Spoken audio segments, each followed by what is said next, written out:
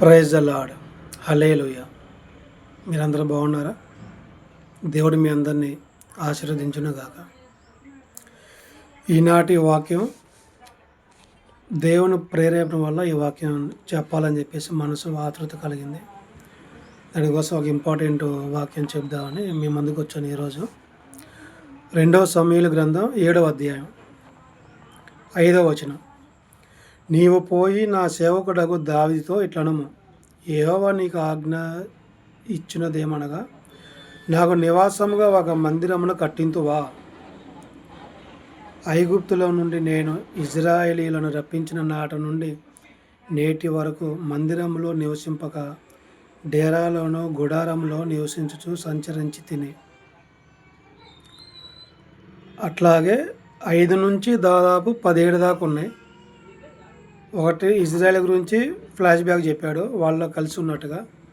రెండోదేమో దావీదుతో కూడా ఉన్నట్టుగా, దావీదుని గొర్రెల దొడ్డి నుంచి ఇజ్రాయెల్ మీద అధిపతిగా చేశానని చెప్పాడు.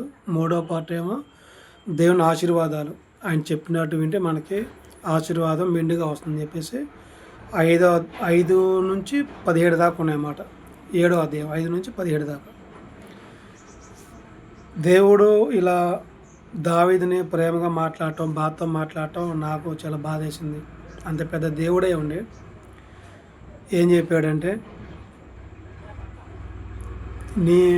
యెహోవా నీకు ఆజ్ఞించింది ఏమనగా, నాకు నివాసంగా ఒక మందిరమును కట్టింతువా?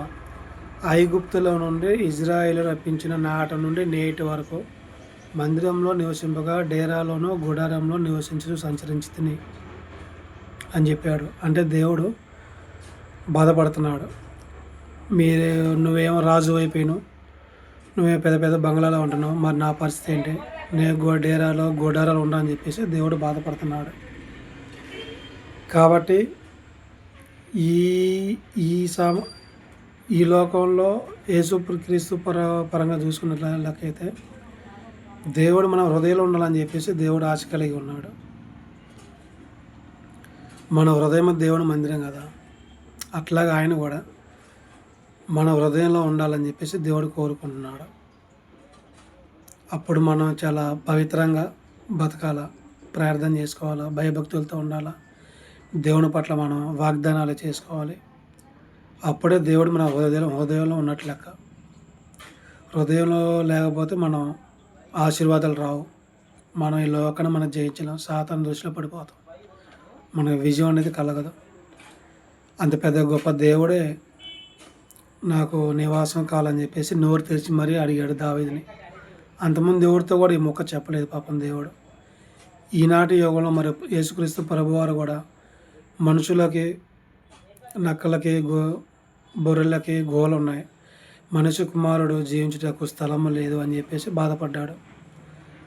అంటే దీని అంతరార్థం ఏంటంటే దేవుడు మన హృదయంలో ఉండాలని చెప్పేసి దేవుడు కోరుకుంటున్నాడు. కాబట్టి మీరు ఈ వాక్యాన్ని స్వీకరించండి. దేవుడు ఉండేది మన హృదయంలోనే, ఎక్కడో డేరాలు గూడారాలు కాదు.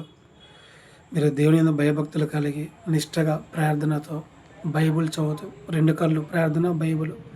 మనం ఏ కన్ను కూడా తగ్గించుకోవాలో, ఒక నేర్చించుకోవాలో. 2 కాళ్ళు ఇంపార్టెంట్, 2 కాళ్ళు 2 చేతులు ఇంపార్టెంట్. అట్లాగే బైబిల్, ప్రార్థన 2 ఇంపార్టెంట్. కాబట్టి మీరు పరిశుద్ధంగా పవిత్రంగా జీవించాలా, దేవుని భయభక్తులు కలిగి ఉండాలని చెప్పేసి నేను కోరుకుంటున్నాను. ఇది ఈరోజు దేవుడు ప్రేరేపణతో మనసు పదే ఉవ్వులీరుతూ చెప్దా అని చెప్పేసి పట్టుబట్టి మరి ఈ వాక్యం చెప్పాల్సి వచ్చింది. ఇది విని మీరందరూ మారు మనసు పొంది, అంటే ఆల్రెడీ చర్చికి వెళ్ళే వాళ్ళు బ్యాచ్ ఉన్నారు, వాళ్ళు ఇంకా స్థిరంగా మంచిగా మెయిన్ పిల్లర్స్ లాగా నాటుకుపోవాలి. మళ్ళీ వాళ్ళు పాపంలోకి, ఆ జీవితంలోకి మళ్ళీ వెనక తగ్గిపోకూడదు, ఎప్పుడు ముందుకు వెళ్ళిపోవాలి.